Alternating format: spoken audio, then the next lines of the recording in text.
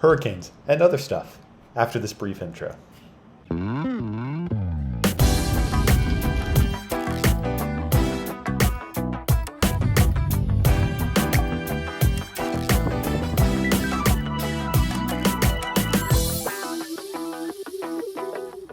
Hello.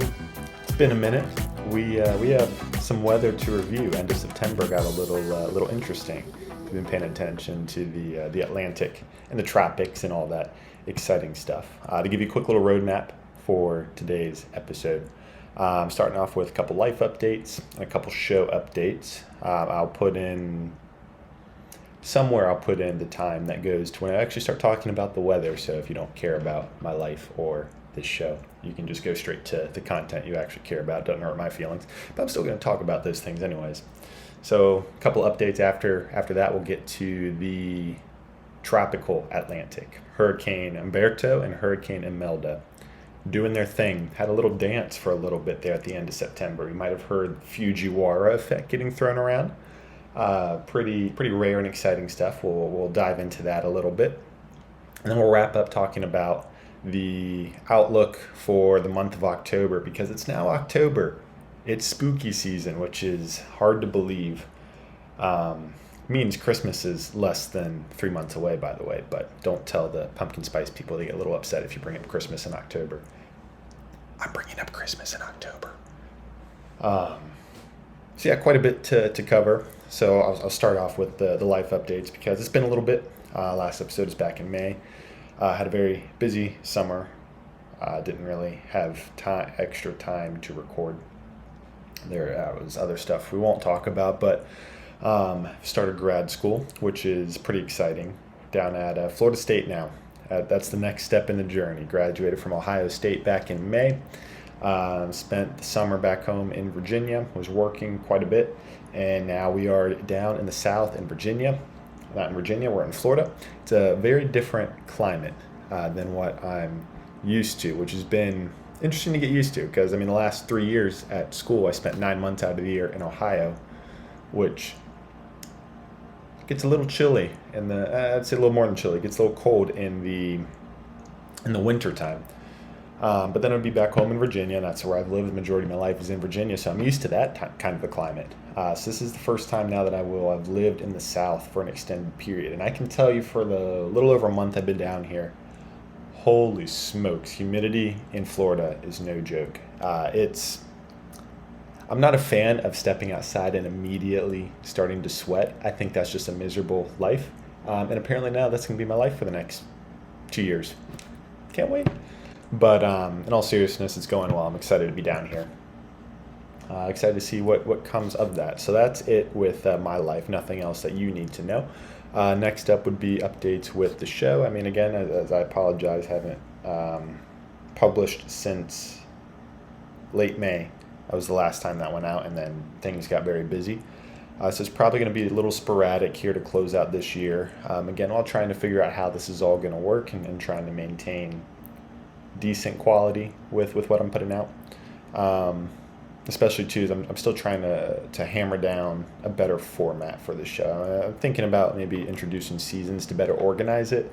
This is the 20th episode, which is pretty exciting. But it's been stretched out over so many years just because I haven't been consistent, and that's my fault. I'll work on getting better with that. But as I mentioned before, back in the spring, I do have some ideas. I've been working on some things, and I'm excited for you all to see them, and it's just going to take some time figuring out the best way to roll that out. So we might introduce seasons, or we might just keep this episode count going, because I kind of like seeing that episode 20 on my little document I've opened here, keeping me on schedule. It's pretty exciting to see. But enough about that. That's what's been going on with my life, a little bit of an educational, next step in the educational journey and where I'm living. And now that's it for show updates for the time being. So we're going to go ahead and dive on in now to the tropical Atlantic, because it's been interesting, folks. It's been a quiet year, and that's probably something we'll do here in a couple weeks. We'll have a revisit from the Atlantic hurricane season preview from back in May, because things have obviously not gone the way that they were expected to go. which is a good thing. We're in the latter half of the year now, so we'll see what happens, and hopefully things continue to stay calm because that's good all around. But we're not seeing that indication that's going to be the case, right? We just had two hurricanes this last week and a half. Hurricane Humberto and Hurricane Imelda. Hurricane Humberto peaked at a Category 5 hurricane. Big boy, he's strong. I think that was the first Cat 5 of the season.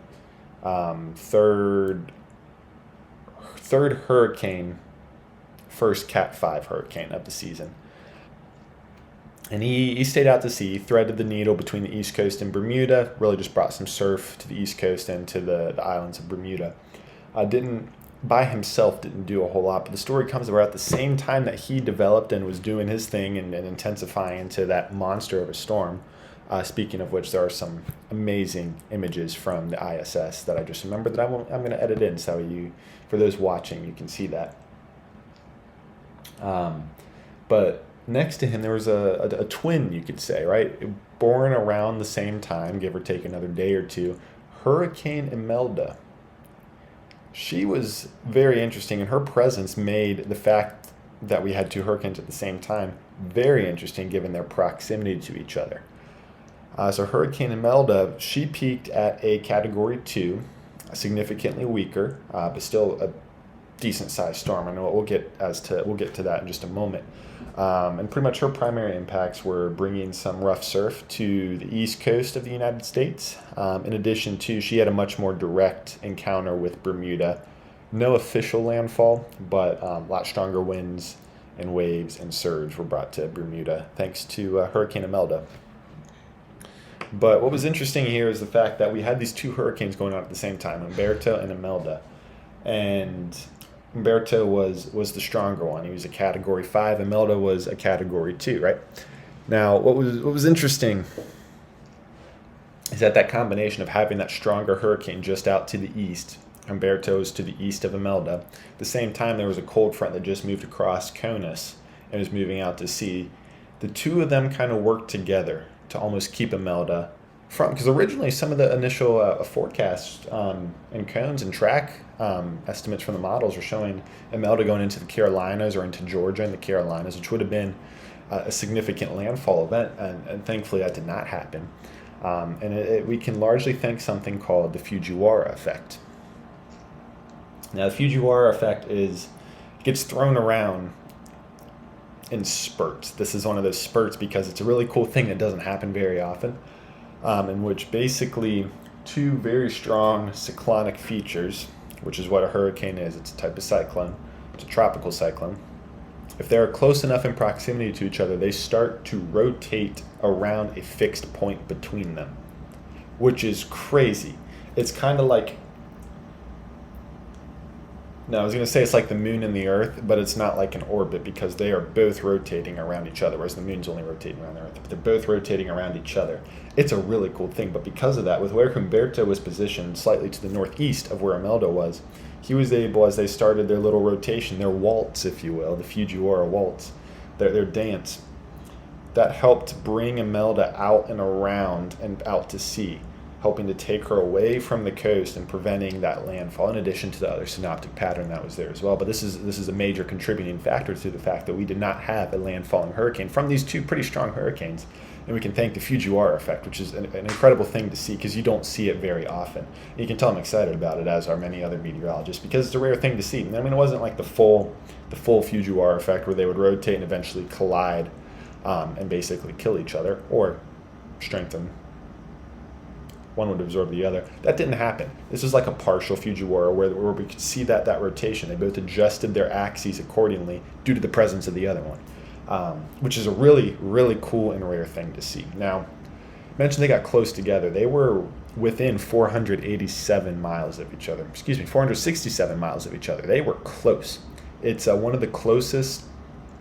This is their centers of rotation. It's one of the closest encounters between dual hurricanes that we have on record, at least for the Atlantic Ocean, which is an incredible thing to see in real time. And thankfully, there was no devastation, at least in the United States, which is, hallelujah, that's a good thing. But it's still just cool to see this. And then the other thing I wanted to talk about, too, with these hurricanes is mentioned Humberto is significantly stronger than Imelda, despite Imelda being over warmer waters slightly because it was closer to the shore. The primary theory, I guess you could say, for this, there's this, we've all heard the saying, what goes up must come down. It exists in meteorology, conservation of mass, conservation of momentum. What goes up in the atmosphere is eventually going to come back down. Humberto formed first. He was stronger. He was pumping up a crap ton of moisture and air way up into the upper atmosphere. What goes up must come down, and it has to come down somewhere. Now, at the same time that Imelda was strengthening, and she had her own columns where she was pushing up air and moisture up into the atmosphere, Humberto was so much stronger and had so much grander volumes of air and moisture going up into the sky that this it led to some of the sinking air, which we call subsidence, but some of that sinking air over Imelda. And that sinking air almost acts like a blanket and helps to keep her under control, preventing her from reaching what would have been her full potential had Humberto not been there. So the fact that Humberto was as strong as he was and the fact he was located helped to minimize how much Imelda would intensify, in addition to preventing a U.S. landfall from Imelda, thanks to the Fujiwhara Effect. Cinema. Amazing things going on in the Atlantic. It's pretty cool to see that here. So we'll see how this last month of the official season goes. We'll probably revisit that hurricane prediction later on here and take a look at what actually happened for the year. But very, very interesting way to end September, that's for sure. Now, the other thing I wanted to touch base on, now that it's October, it's a new month, spooky season. Really means Christmas is on the way. Very excited about that. We have a new monthly outlook that we can take a peek at. And so if you're watching, you're looking at the first of that right now, which is temperature. Now, the temperature of the the temperature outlook for the month of October is pretty much most of the nations looking at a warmer than normal month, which, I mean, that's going to vary depending on where you're at. Warmer than normal here in Florida is going to be different than warmer than normal up in Ohio, right? I'm saying a lot today. I apologize. Pretty much most of the country is looking at a warmer than normal October, which means maybe you're not going to be freezing when you go trick-or-treating at the end of the month, or maybe you will be. I don't know. We'll see how the weather pattern actually holds. And then the other side of this that the Climate Prediction Center puts out is long-term or monthly precipitation outlooks. And a good swath of the country, as you can see, again, if you're watching this video, as opposed to listening, but if you're listening, I'm going to describe it anyways. There's a good chunk of the country, pretty much going from Texas and the southern plains all the way through the Midwest, that is highlighted as having drier than normal conditions, less precipitation than you would normally expect for the month of October. Right through a good chunk of the farmland, where they're wrapping up some of this farming. There's probably a lot of corn mazes now, so I actually don't know. I'm not going to speak about agriculture because I don't know what's in season right now, but it's a good chunk of the ag belt that's going to be missing a lot of rain here heading into late fall. On the flip side of that, the Pacific Northwest and South Florida are highlighted as the only areas in the country expected to have a rainier October than normal, so we'll see how that pans out. But I'll link that in the description of this episode so you can take a look at that yourself. And they have some other they have shorter range outlooks, up to 7 days, 14 days, month, seasonal. There's some cool stuff to play around with. I'm just talking about monthly since it's October. It's a new month. It's a good time to talk about it. Now, that's the gist of what I was planning to cover today. Right? We got through my updates, we got through the show updates, talked about the tropical Atlantic, what's been going on, because there was some crazy stuff going on at the end of September, which is always cool to see. And we discussed the October outlook briefly, but we discussed the October outlook, which is pretty exciting. So that's all I got. I appreciate you taking the time to listen. It means a lot. I apologize about the lack of content recently. We're gonna get that fixed, hopefully. It's gonna be a little sporadic. It's gonna be a little rough these next few weeks here, but I have some things up my sleeve that I think you'll be excited to see.